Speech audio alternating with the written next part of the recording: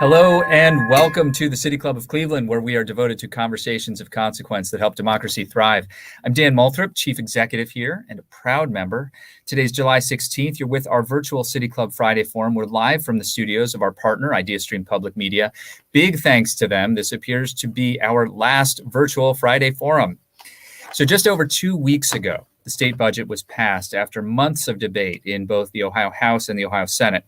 This budget cycle happens, as you likely know, every 2 years, and it ultimately determines how public resources will be spent on all of the things our communities need. Things like K-12 public schools, health and human services, local governments, public transit, libraries, economic development, infrastructure, and a whole lot more. This particular budget is Governor DeWine's second budget cycle, and it also comes on the heels of the state's reopening after public health precautions were put in place due to COVID-19. This makes it one of the most vital tools to help address some of the alarming disparities and challenges Ohioans face during the course of the pandemic. But behind all the numbers, all the mandates, all the new packages, all the new school funding formulas, what will it mean for everyday Ohioans and all of our communities? Joining us this afternoon in our studio is Andy Chow. He's a reporter and producer for the Ohio Public Radio Statehouse News Bureau. Andy, it's great to see you, and it's great to have a guest in the studio. It's great to be here. Thanks. Also joining us from Columbus are Hannah Halbert. She's Executive Director at Policy Matters Ohio, and Greg Lawson. He's Research Fellow at the Buckeye Institute. Welcome to the City Club, both of you. Great to be here today. Thanks, Dan. Thank you very much. Wonderful to be on. Thank you for being with us. So we're going to spend, it's a City Club Forum, so we'll spend the first half hour hearing from each of you, and then in the second half hour we get to questions from the audience. And if you have questions for our panel about the state budget, you can text that question to 330-541-5794. The number again is 330-541-5794 to text your question. If you want to tweet it, you can tweet it at the City Club, and we will work it into the second half of the program. So Hannah Halbert, I'd like to start with you. The headlines from the budget, the big stories that came out of this budget, because it is a really different budget than what we've seen in years past. Yeah, there's some big headlines, and I've heard this budget called a whole lot of things. Mixed bag, a little bit of a confusion about how we're going to move forward coming out of the pandemic. One of the things that I think, though, is really important is that there are places in this budget that demonstrate that when people come together, raise concerns, raise issues with legislators that show up for town halls, they send in those emails, they make those phone calls, and they demand some better things for their community. They demand those changes. That can happen. So we do see real improvements in the way we're going to be funding schools going forward. Some very modest, but my goodness, very needed improvements in things like public child care access, protections for SNAP recipients, people who need food access, things like maternal health care, basic stuff, food, health, safety of moms and babies, and educating our kids. Those are places where people came together, made real change. Now, all of that sits on top of some really, what I think in the long run of Ohio is going to be some pretty harmful tax changes. It's really undercutting our ability to do things like this for people, to make sure we have that strong foundation, both coming out of this pandemic and in decades to come. Hannah Halbert is Executive Director of Policy Matters Ohio. Greg Lawson of the Buckeye Institute. Hannah's sort of outlined some kind of pro-family, what you might see as pro-family things in this budget, with school funding, childcare, and medical leave and that sort of thing. But balancing that against changes to taxation, which she does not view quite so favorably. I imagine the Buckeye Institute has a different point of view on tax cuts, for one. Well, we do, and I think the reason that we do is because tax cuts in the long run, it's not just about it's about creating the right framework for economic growth over time, and it's about making sure people have money in their pockets over time. And I think a lot of times we need to understand too that we're talking about overall taxes in Ohio. Obviously, the budget deals with state taxes and the state income tax, and there were big changes there that Hannah mentioned. But we also have to look at how this interacts with a lot of the issues with local taxes too, because it's the total tax burden that is still coming out of people's wallets. It's still coming out of Bob and Betty Buckeye's wallet, whether it's the city of Cleveland or whether it's the state of Ohio or whether it's Washington, D.C. And so, the state is trying to make moves to make Ohio overall more competitive so that we can create an environment where jobs will continue to come to Ohio. And that is one of the big challenges Ohio has had for decades. We're talking about over half a century where Ohio has not created jobs at the rate of the national average. And that means that Ohio is having challenges creating the opportunities, because at the end of the day, government is going to need taxpayers in the state to be able to pay the taxes, whatever the rates are. And if we can't create the incentives to continue to have people coming to Ohio and stop people leaving Ohio, which are one of the top states for outbound migration, when you look at some of the moving van companies and things like that, we're going to have a problem paying for the services that we all want to see. Greg Lawson with the Buckeye Institute, and Greg, beyond the tax policy changes, which of course are, as Oliver Wendell Holmes said, what we use to purchase civilization, what else do you see as the two other big headlines in this budget?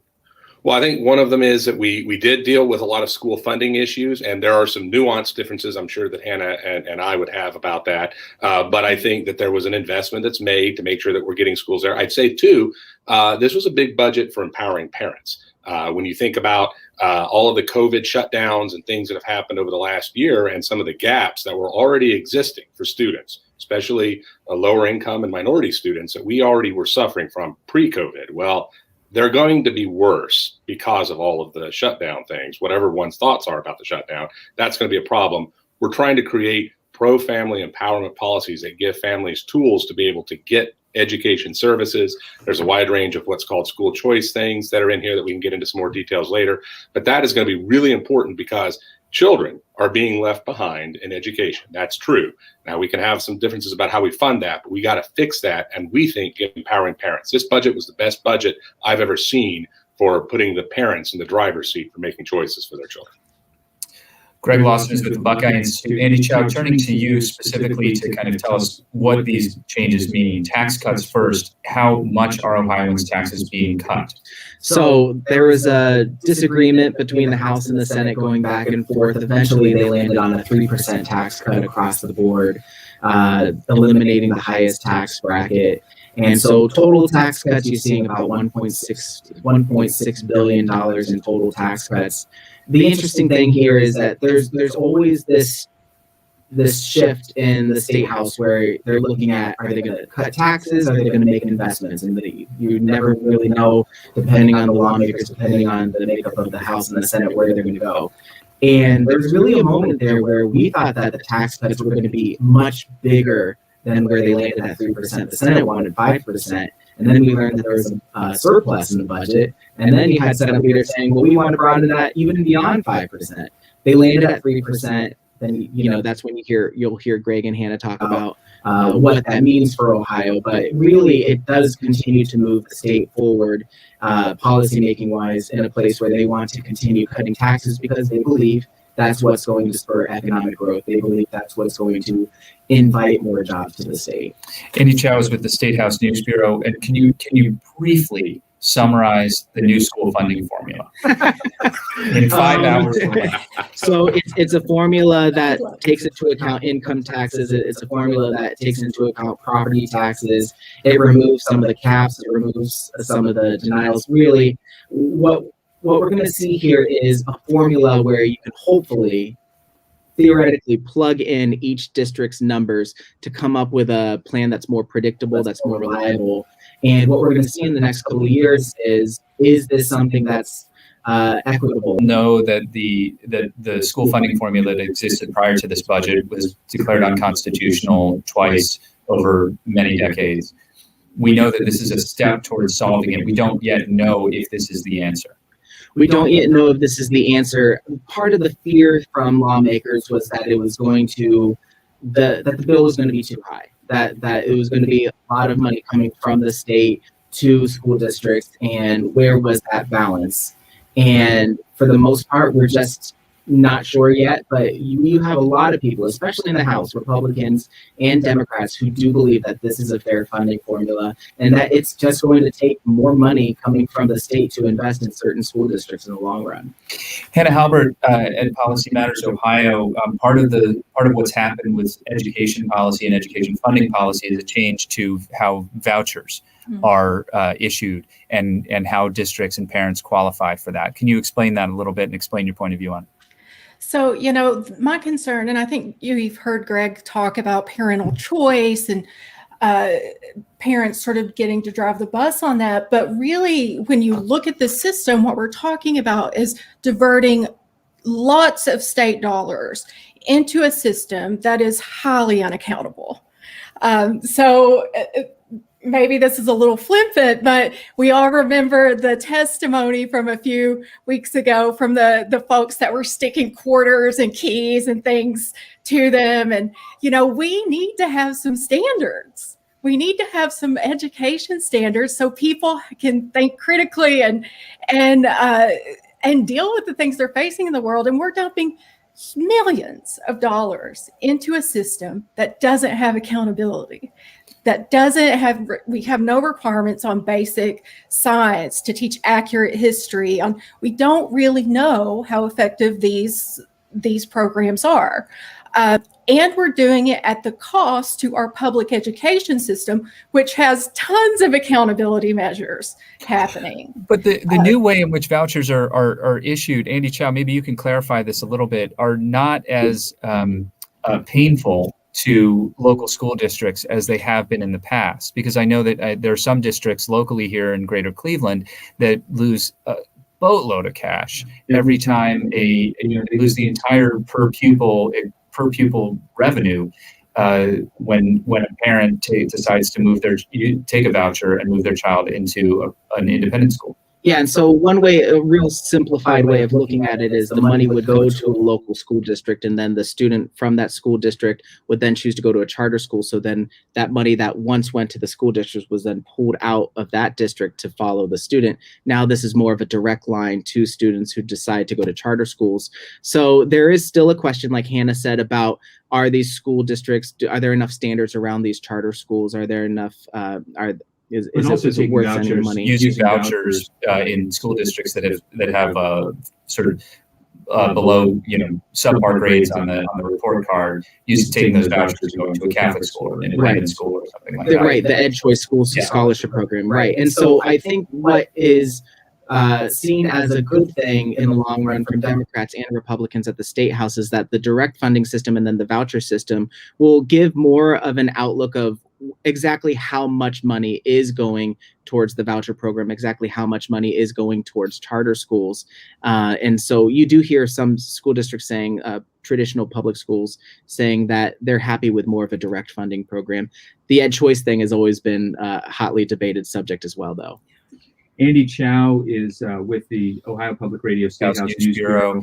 Also with us, Hannah Halbert of Policy Matters Ohio, Greg Lawson of the Buckeye Institute. We're talking about the state budget and what it means to you, what it means in your life. This is your City Club Friday Forum. If you have a question about the budget, give us a text. Send us a text. I almost went into like the old school mode. Give us a call. Send us a text to 330-541-5794.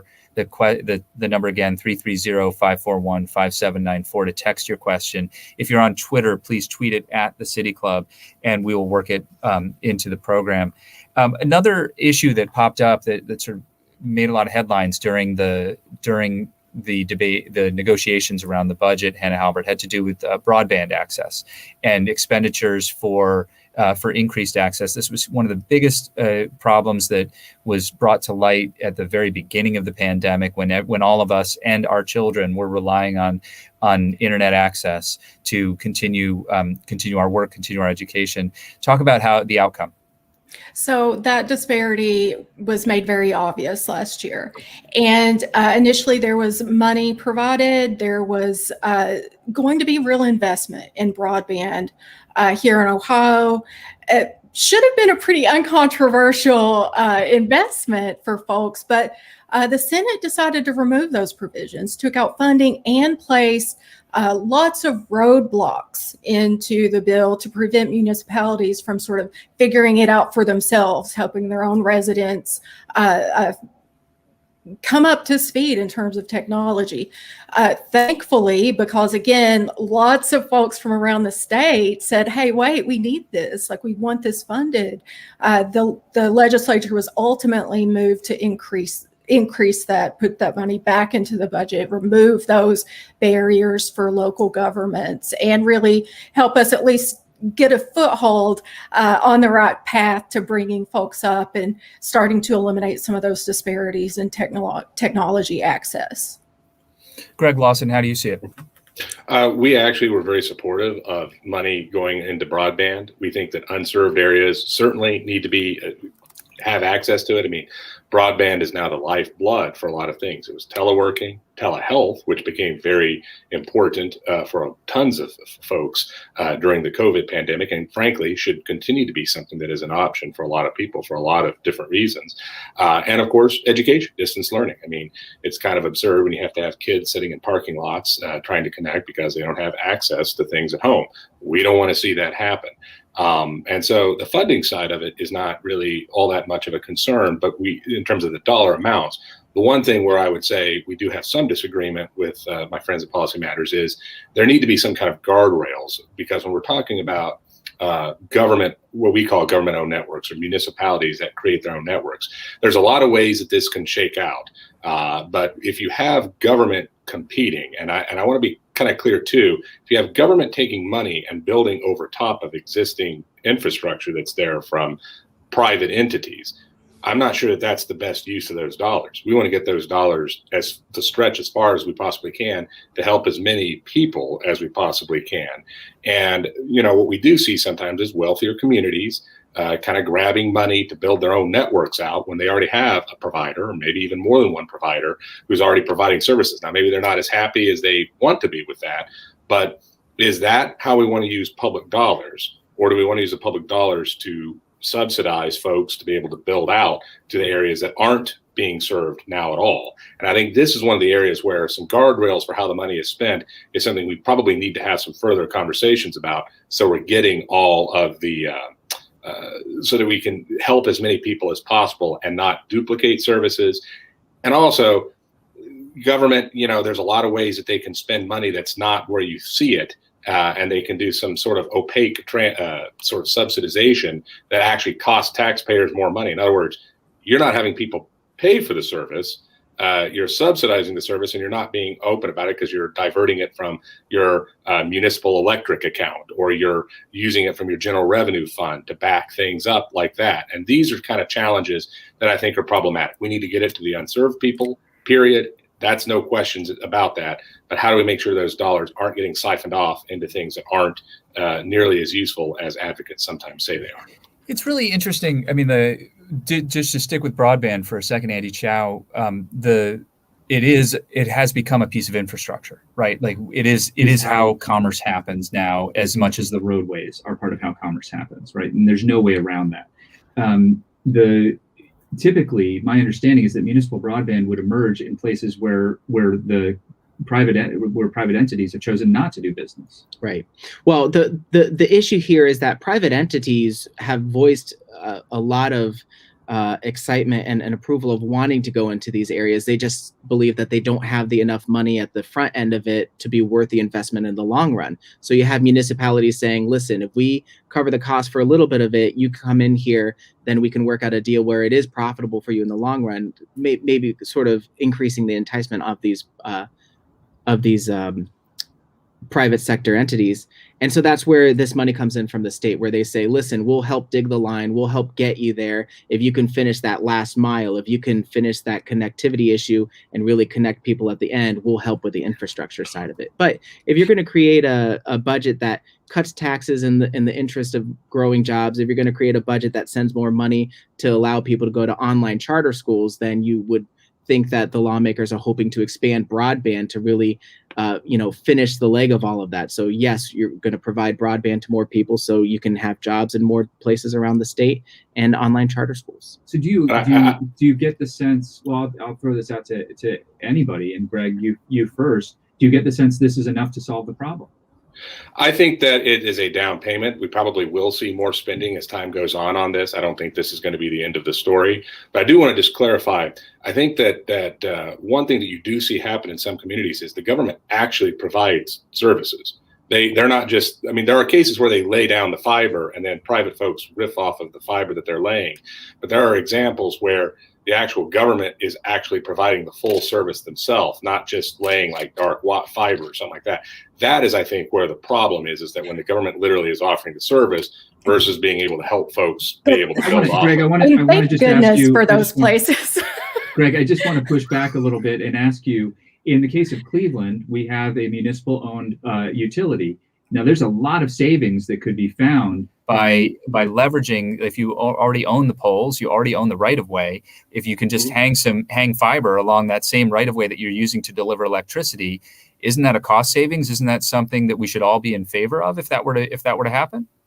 Well, I think that and I think that the state has a whole broadband plan where you can use right of way of a lot of public areas. And so I think there is absolutely. So then the short answer is yes. But I think, again, one of the key questions is, are you laying it there and then private folks are leveraging what you're doing to provide services? Or are you, the government body itself, actually doing, like I'm doing the internet? I am providing I'm picking up your trash content. But if I'm picking up your trash and I'm providing your electricity, couldn't I also do the internet?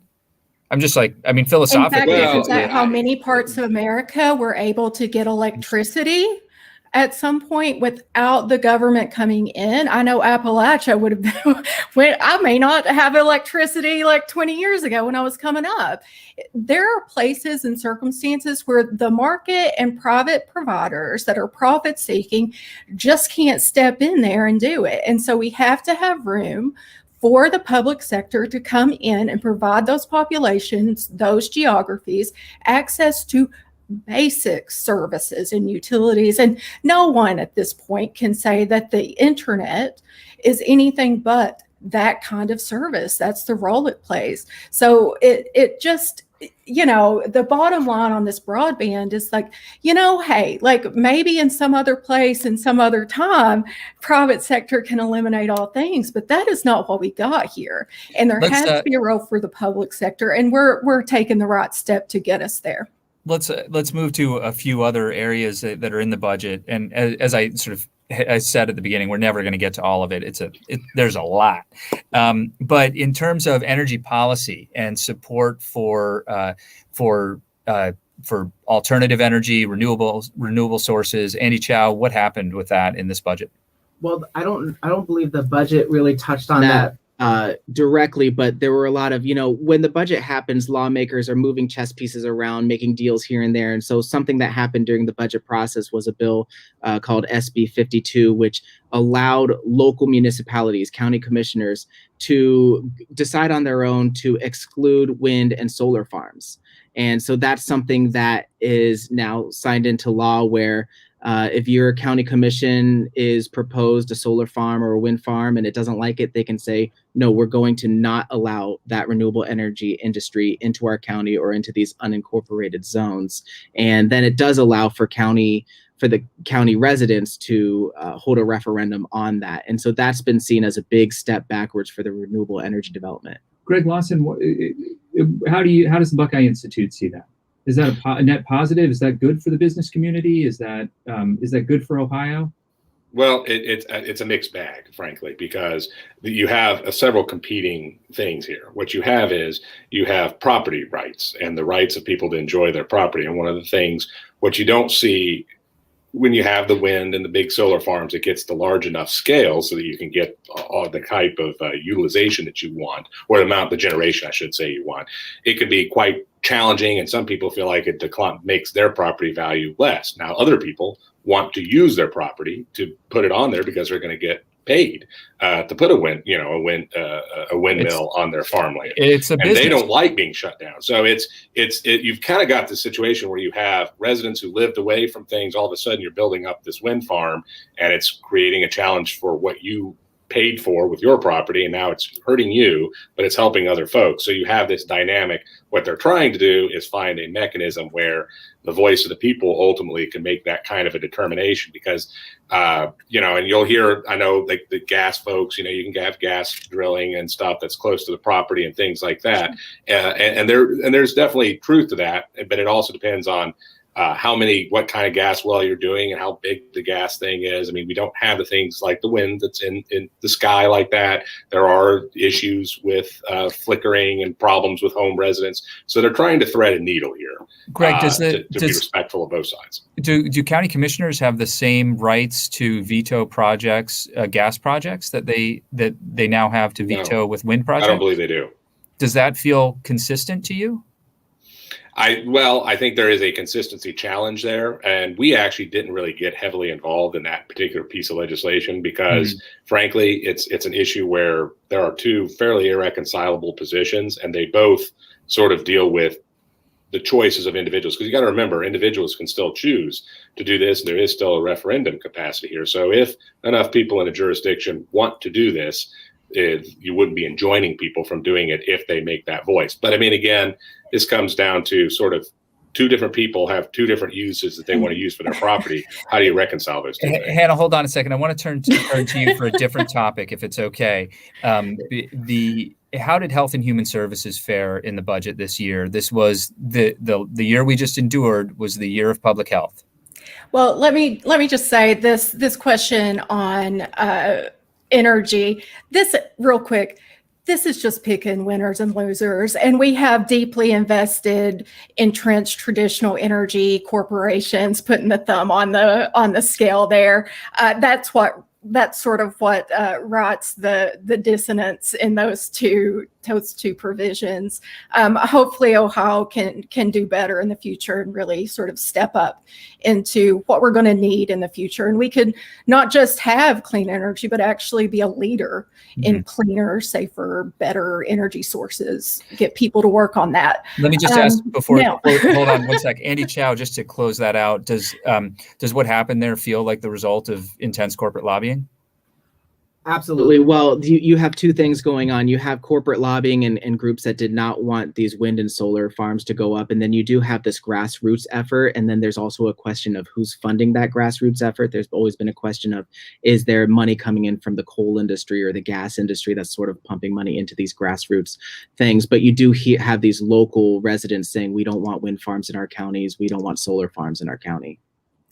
Hannah Halbert, back to the other question I asked you about Health and Human Services. Thanks, Dan. I'm sorry about that diversion, but there were moments in this budget cycle that Health and Human Services looked very bleak. There were some very, to say mean-spirited, I don't think it really captured it, because it's not just mean-spirited, it's actually bad economic policy as well.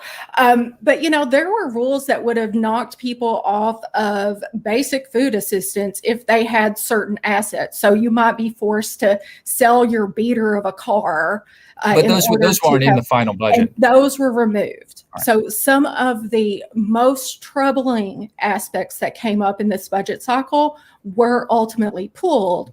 And again, that's because a lot of people called, wrote, showed up and said, wait, like, I don't know if you intend this consequence of this policy change, but you're going to set us back. Now, some positives. So what did make it through? Again, because folks said we need this stuff. Childcare. My goodness, Ohio has a real childcare crisis. Average childcare expense in Cleveland, about $8,000, right? Huge.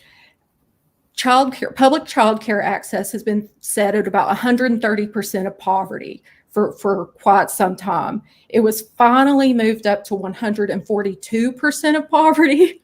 So a little bit of improvement. That's about $31,000 for a family of three. That's going to bring in about 6,000 kids. So 6,000 kids, lots of parents and caretakers will now have more accessible childcare. That's also helpful from a jobs front too, because so many of these childcare jobs disappeared during the pandemic. Absolutely. That was one of the hardest hit places. You know, the pandemic recession was called the she session, the she recession, because the impact on women was just tremendous from all different sorts of perspectives, all different venues. And here, you know, we get a little bit further down the road of actually providing accessible and affordable childcare. Lots of work to do there. We could have taken it up to 200% of poverty, pulled in that, you know, family of three around $42,000. It's just sort of impossible to think that we're asking women, we're asking families to spend what in some cases could be well over a third of their income on childcare and then go out and work in very low paying jobs. So that's a modest step in the right direction, lots of room to go. Now, there was an attempt to eliminate what's called the Step Up to Quality program as well. And this was, you know, supposedly this attempt to make more childcare spots available, to reduce some of the requirements on childcare centers. And that program, what it is really is a rating system. Folks, you know, childcare providers can get more training, meet health, safety, and educational standards, and get more stars, better reimbursements for what they're providing for kids, and really make childcare a higher quality in the state. That was pulled out at one point. We were going to do away with that program, really creating a pretty gross two-tiered childcare system in Ohio. Ultimately, that was thankfully restored as well. I want to just provide a little bit more context to what we've been talking about with the poverty level. That $31,000 figure, Hannah, that you mentioned is roughly what $15 an hour works out to. So it's just to put it in that context of kind of, and that is a place where, like, those are the wages that if you're working at Amazon, that's what you're getting. If you're working doing janitorial at the Cleveland Clinic, that's probably what you're getting. Yeah, and this is the issue: is are people going to go back to work and take a minimum wage job or a job at $15 an hour? And if they do, then they do have to find some sort of childcare for their kids. So they have to make that decision between those two things. Yeah. We're going to move to questions from our audience now. If you have a question, please text it to 330-541-5794. That's 330-541-5794. You can also tweet it at the City Club and we'll work it in. Andy Chow, how did public libraries fare in this budget? Public libraries. I'm not sure. Hold on. Andy's going to check that. I'm going to move on. I think they saw a small increase in the public library fund, the percentage. There's a special fund that is a percentage of basically when you take all this major state taxes and you put them together, that's called the general revenue fund. Really wonky term, but that's what it's called. And so there's a percentage of that aggregate amount of money that is set aside for local governments. And then there's something called the public library fund. I think they did it was like 1/10 of a percent or something like that. So there was a small increase in the public library fund. Which is notable because sometimes the public libraries become the target of cuts if somebody wants to find it one way or another. And what we've seen over the past year, how important libraries have been, especially when they had to close down and people were really losing out on that important service. Greg Lawson, you just mentioned the local government fund, local government money. This question from one of our listeners, Governor Kasich essentially killed the local government fund. This is from the listener. Local governments lost revenue and then had to raise local taxes to maintain services such as it for infrastructure and other things. This is a very pointed question. Isn't the legislature playing a shell game when they claim to lower our taxes, resulting in a patchwork of policies, rates, and ultimately results across the state? I'd like to ask you to clarify, though, what happened with local government, with the local government fund, because that was a big piece of John Kasich's budgets. It was, I think, in his first or his second budget. I think it was his first one, actually, when he was first in office, where he essentially did a 50% reduction. He didn't totally kill it, but he did do a very dramatic reduction. So it was about a 50%. And then what they ended up doing is there's a calculation. 50% is like all not dead yet. Yeah, well, yeah. And so a lot of people were very upset. Now, the argument that is used, and there is, I think, some truth to this, to get to the question there that the audience member had, is part of the response that the governor Kasich had was, we're going to reduce state taxes, and if you want local services, then you have the ability to raise dollars at the local level. Then you can choose to do that instead of having it being basically a revenue sharing thing where somebody in Cleveland is subsidizing a Cincinnati project or a Cincinnati services. And I mean, that was the argument, the philosophy behind what Kasich did. Mm-hmm. I think that one of the issues that is going to be an interesting problem on an ongoing basis is the municipal income tax. A lot of these cities that gets to the remote work question and issues with that, and that might be worth chatting about too. But how is that going to work, and what does a future local government fund look like if cities start losing large amounts of revenue because you have workers who are no longer working within the city, but are working from home, working in a different city, or working in a township where there's actually no local income tax. But the question is this created? Was it a shell game? I don't know that it's a shell game, because what Kasich was saying is, look, you can choose what services you want to do at the local level, and you can pay for them or you don't pay for them. That's a choice there. We're saying that we are going to reduce the taxes here at the state level to try to make us more competitive that way for jobs. So I think it depends on how you want to look at that. It's sort of in the eye of the beholder, but I think that there was a rationale that made sense. Certainly, a lot of people disagree with that, and now we have to raise questions because we're seeing changes to how the local tax base operates, and so now we're going to have to probably have some further conversations about whether that is going to be continued in the same way or not. Andy Chow, go ahead. And while the local government fund was a big issue during the Kasich years, it hasn't been as much of a political football or a budget football during the DeWine years. But so really, when it comes to when we're talking about local government funding, it does go back to the municipal tax issue on the ability for commuter workers to ask for a refund on their 2021 taxes. It remains to be seen how much of a cut that's going to result in different city incomes or city budgets. Hannah Halbert. Yeah, I lost the feed for one quick second, but let me just make a comment on the value of cities, because, it is a little bit of a shell game, and it's premised on this idea that cities only are benefiting the people who are using those services in cities. But the fact is that cities are huge economic drivers in the state, and that has spillover to every one of us into what we can and can't do here. Now, the municipal income tax, what does that stuff do too? Like, that's water, that's streets, that's really basics, fire protection. Talk about the things that you're going to feel whenever you're living and working there. And these proposed changes, like the commuter changes, that could be pretty devastating. Something like what Cleveland is, around 360 million. A change of 10% would be huge if that's an estimated loss of the commuter taxes. So it could be a big deal for those cities. It could also be a big deal for small and mid-sized cities.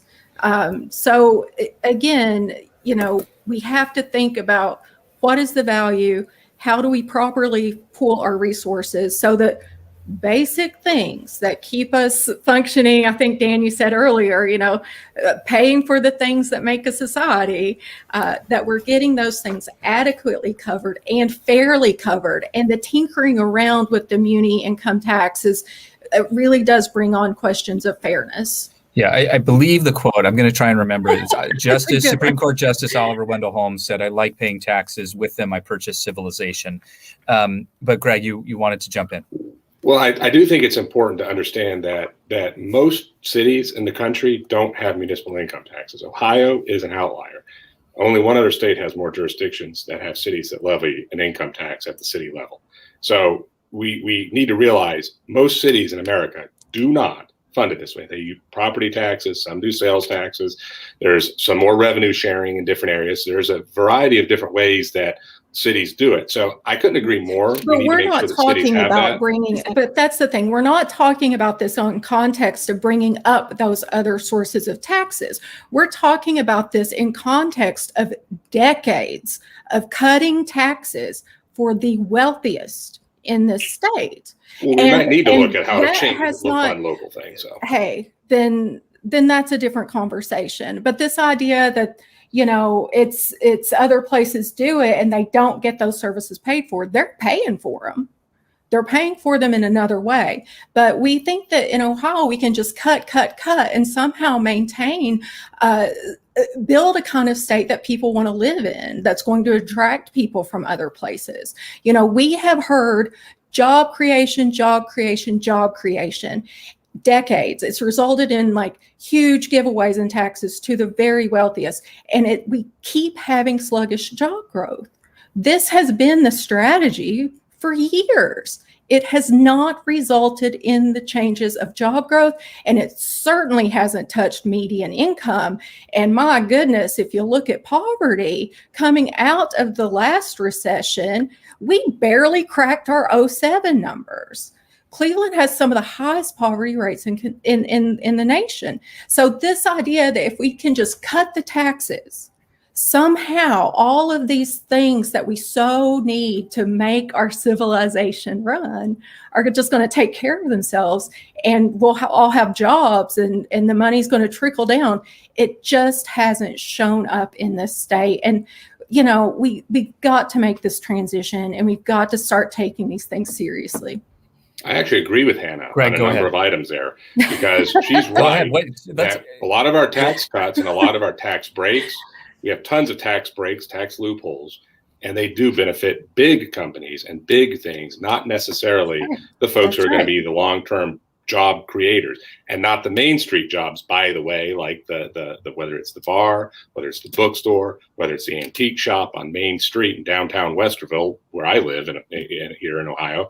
How are we going to make sure that those jobs, they may not be the big ribbon cutting ceremony that the Facebook data center, the Amazon web services has, but they're jobs. And when you look across the state, those in aggregate are more jobs than the big ticket items. Ohio has a problem with economic development policy, where we think if we give a break to a big guy, we're going to do it. The reason we think tax cuts, but tax reform really is what it looks like. We would close more tax loopholes to lower the rates for everybody. That's something that I think we don't totally agree on that, I think, Hannah, but we want to see loopholes closed. And we actually got Dan, that's one of the bad Andy, things the mark budget it down. did. Like, Yeah, but we need to be fair for everybody. I think that's the key. Well, and when we talk about this, this budget eliminated the Ohio Tax Expenditure Commission, if I'm not correct. That's and right. this is something that looked into tax loopholes and Identified identified things that maybe weren't needed anymore to shore up some more money and cover the gap of things. And that commission's gone now.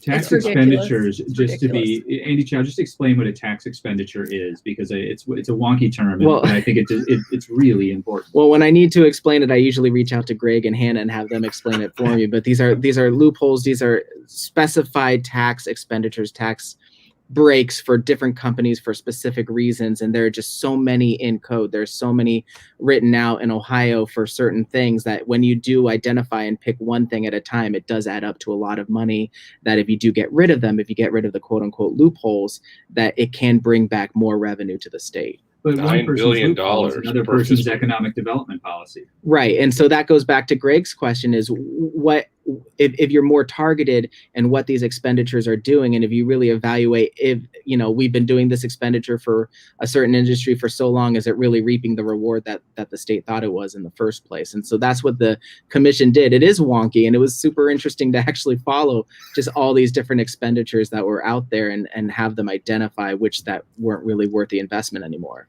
A reminder that if you have a question for our 330-541-5794, or you can tweet it at the City Club and we will work it in. Another question for all of you: are the resources invested in H2 Ohio adequate to protect our water supply and our Great Lake? Andy Chow, what's H2 Ohio, first of all? Yeah, H2 Ohio is a program set up, and actually a source of revenue that the state can send money into in order to help the waterways, especially places like Lake Erie and its tributaries. And so at this point, there are different programs in place, different clean water programs in place to help make sure that the algal bloom is contained in places like Lake Erie. There have been increased funding for this program. What Governor DeWine has been looking for is more of a long-term funding stream that commits to paying into it in the long term. That's something that hasn't really been committed to yet, but it's somewhat of something that they're looking forward to. But if you talk to farmers, if you talk to environmentalists, they say that they're happy with H2 Ohio, but there's still more that could be done with it. Greg Lawson? I think that H2 Ohio makes sense. I think that we do need to have a conversation about how we're going to, pay for it. Right now, you're basically rolling over money that the state didn't spend in certain agency budgets, individual agency budgets, and you're rolling the excess or the money you didn't spend over into it. I think it's largely how things are funded now, and that actually has worked out relatively well in this budget. But I think that you do have a question about what's sustainable there, and this is a big deal. I mean, one of the biggest problems we've got is runoff. When you use all the fertilizer and stuff like that, that creates the conditions for this stuff. And we certainly, nobody wants to see what happened to Toledo a number of years back. That was a disaster and an embarrassment too. So I think that this is something that people are still going to have to talk about. There's been talks of ballot issues to bond out some stuff. I'm not sure if that's quite the right thing, but it might be. I think we're open to having that conversation. So it's something that is important and we need to do. Moving on to another question here from one of our listeners. What specific change in funding public education would actually make it constitutional? It's sort of a historical question. What is the thing that made it unconstitutional, and how would we address that? Hannah Halbert, I know you're having trouble with the stream. Did you hear that question? Hannah is frozen, and we seem to be disconnected from Hannah. Andy Chow, go ahead. And Greg, of course, correct me if I'm wrong, but the Dorolf case in the in the Ohio Supreme Court said that the funding formula, the way Ohio funds, is overly reliant on property taxes. Mm-hmm. And so what the state has been trying to do, and what leaders have been trying to do, is move away from that and include something like income taxes and take other things into account. So, an area that has a large amount of families who have a low income compared to high income areas, trying to make sure that it's equitable across the board. And so what you do hear from advocates, people who have been advocating for low income Ohioans and for higher education and better education standards, they're saying that the House funding formula is a step in that direction where it's not overly reliant on property taxes. Greg Lawson, anything to add to that? Well, that is absolutely right. I would say that I don't necessarily think that it was unconstitutional before they passed this. I think that what happened is the court said, we think it's unconstitutional like in 2004, but we relinquish our jurisdiction as a court over this case. Go figure it out. And since then, the state has put a lot more money in. And to the point that Andy raised, we now do have more state funding going into the overall school funding system than local money. And it has crisscrossed. So whereas it used to be the property taxes was a majority, it is no longer the majority. Another thing the state did, which doesn't get, I think, talked about in this conversation a lot, is spending, I actually don't have the number off the top of my head, but several $1 billion on infrastructure through School Facilities Commission. And so we now have built, that was one of the big things in that Dorolf case, was we had terrible buildings that had mold. You didn't have access to technology and things like that. Well, if you go through a lot of towns now, small towns, sometimes the nicest looking building in that small town is a building that has been used through that. And I think that's something that matters. It's not operational or day-to-day expenses, but that is part of the overall system. And we have been making massive investments in that as a state. Maybe not as much as some people think, but it has been a lot. I think the funding formula here it continues to try to move in that direction and continues to look at what, again, a local jurisdiction can raise on its own versus those that can't. Because there's some places that you could jack up the property tax millage to really, really high levels, and it still is like bleeding a turnip. So you're going to have to figure out what you're going to do. And that is what the school funding system does, and it's going to have to do it that way, absent like changing the state constitution. I thank you for that very folksy metaphor. Hannah Halbert, welcome back. I want to... Thanks. I'm glad to have you. Speaking of broadbands. Yes, Hannah Halbert would like a word with our legislators about broadband connectivity and reliability. That's right. Hannah Halbert, another question from our audience. This budget enacted one of the most homophobic laws in the country by allowing medical practitioners to refuse service claiming religious freedom. Ohio is not a very friendly state for minorities and marginalized peoples, our audience member writes. How do your guests feel about this new law? And I suppose it's worth noting too that there's no actual financial, budgetary anything in this bit of legislation that found its way into the Ohio state budget. Yeah. Quite frankly, I think it's kind of gross. And when I think about it, I just think the moral imperative of treating people equally in our country should carry the day. It is just such a gross imposition on the people of the state. And it's not supported by some budgetary connection. But really, in some ways, whenever we think about some of the things that we've seen over the time of COVID, all of the sort of special interest, wealthy interests that have been dividing people and trying to push people further and further apart based on identity or belief or race, I'm unfortunately not surprised. I guess I'm only surprised in our legislature's will to go along with that. Now, the other piece of it that is just, I just don't get it. We're spending millions of dollars in Ohio to put up billboards in New York, in all of these big cities, these East Coast cities, advertising our so-called low tax state. Come here, come here, come here. You heard the governor say, oh, I think Ohio is a progressive place. This is not welcoming at all. Why would we think someone would come here whenever we're putting someone's health in jeopardy because of who they are? It makes no sense. Greg Lawson, could you address this?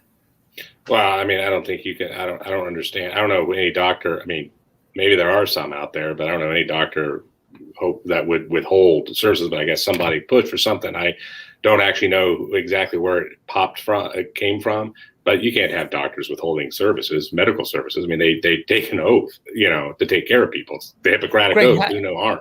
You can't do that. Greg, how do you and the Buckeye Institute feel about legislators slipping non-budgetary legislation into the budget, kind of cynically knowing it's got to pass. We have to get the budget through. So I'm just going to slip this thing in here to make the policy change that I want to see. Well, it depends on what it is, because you do have occasions where you slip something into a budget that has had a lot of hearings and it's another item that has had it, and in some cases you've even had bills pass one chamber already that deal with it. You're basically taking a bill that's passed and has had some vetting and you're putting it in.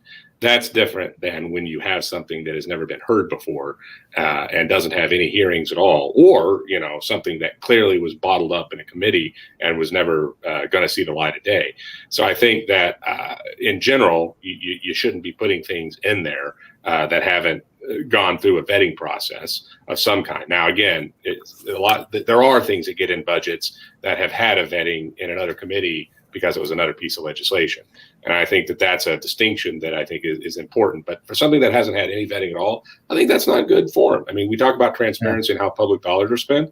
You do need to have public transparency here. And now you got the videos in every committee room so people can watch on the Ohio channel. They should do that. And you can't do that if there's not been any vetting at all. My friends at IdeaStream really appreciate you plugging the Ohio channel.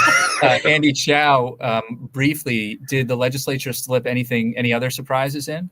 Oh, well, they put a lot of different things in. And, I think the most interesting thing about this budget is, of course, every time the budget comes around, it does get stuffed with policy that has nothing to do with appropriations or allocating money. But it was more notable this time around the version that the Senate had. They came out with a budget that had a lot of policy. And to Greg's point, things that have been discussed over and over again for the past couple of years. And I think the notable thing is just how much was actually taken out during the conference committee where the House said, no, we cannot do this going forward. And then the vetoes that DeWine made as well. Mm-hmm. We have to leave it there. There is so much more to discuss. But we only have an hour. Greg Lawson of the Buckeye Institute, Hannah Halbert of Policy Matters Ohio, Andy Chow of the Ohio Public Radio Statehouse News Bureau. Thank you all for your time. Thank you. Thank you, Dan. It's been great having you as part of our Friday forum. I want to take a moment, too, to thank our partners at IdeaStream Public Media. They have stood by us and been absolutely indispensable in the City Club's journey through COVID. In particular, I'd like to thank Jeff Carlton, Charles Calhoun, Jean Marie Papoy, and Natalia Garcia. They all toil behind the scenes, and they make all of this possible. They get very little credit for them, for their work, and I want to give them some credit today. 16 months ago, when we began our virtual forums, we didn't miss a beat because we have great partners here at IdeaStream Public Media. And some 70 Friday forums later, here we are, deeply grateful. As I said, though, we are getting back to in-person programming. We're live in Public Square every Tuesday this month. And if you missed the last 2 Tuesdays, you have 2 more opportunities to join us. This coming Tuesday on the 20th, we'll be talking about the future of essential work. And July 27th, we will hear from the head of the Greater Cleveland RTA, India Birdsong. We'll find out how public transit fared in the state budget and what the future of public transit looks like. Next Friday, we're back in person at the City Club with lunch and everything. We'll be talking with a great panel about the leadership this moment calls for. We're not talking candidates. Leadership qualities are our topic. We've got Mordecai Cargill from Third Space Action Lab, Joyce Huang of Midtown Cleveland, Bob Klonk of Oswald Companies, and Ricardo Leon of Metro West Community Development Organization. Forum is sold out, but you can listen or watch right here, cityclub.org or on WCPN. Friday, July 30th, we've partnered with the Lincoln Institute of Land Policy to talk about equitable access to our waterfronts. We'll be joined by Eric Wobser of the city of Sandusky, Freddie Collier, who does planning for the city of Cleveland, and the mayor of Euclid, Kirsten Holzheimer-Gale. You can view all of our upcoming forums and grab your tickets today at cityclub.org. I'm Dan Moulthrop. You know, a year ago, I would end these forums by saying, stay close in your hearts if you can't be close in person. Today, I'll end by saying this. I'll see you soon. Our forum is adjourned.